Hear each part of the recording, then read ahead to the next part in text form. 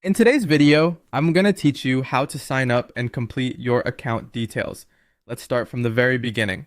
On the website or app, look for the sign up button, usually at the top right or front and center on the landing page.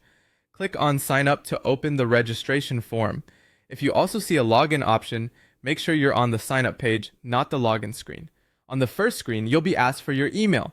You can either type your email address into the field provided or choose continue with Google if that option is available and you prefer a faster start. Continue with Google lets you use your Google account to create the new profile, which can save time. If you go with email, double check for typos before moving on so you don't miss important messages later. Next, enter your first name and last name in the appropriate fields. Use the name you want associated with your account, especially if this is for professional use. Accurate details here help with support, billing, and team collaboration down the line. You'll also see a checkbox that says, I agree. This typically means you're accepting the terms of service and privacy policy. It's a good idea to scan those documents so you know how your data is handled and what you're agreeing to. When you're comfortable, check the box. Once that's done, click Continue to proceed.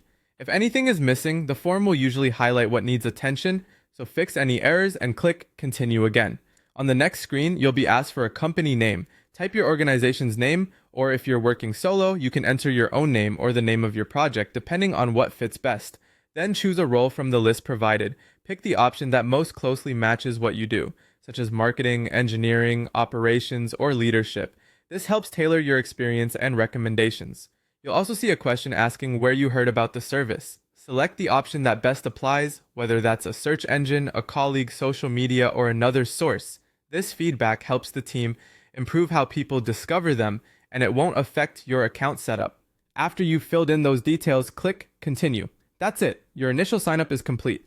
From here, you'll be ready to move forward with the platform and start exploring features. If you ever need to update these details later, most platforms let you edit your profile or organization settings. Thanks for watching.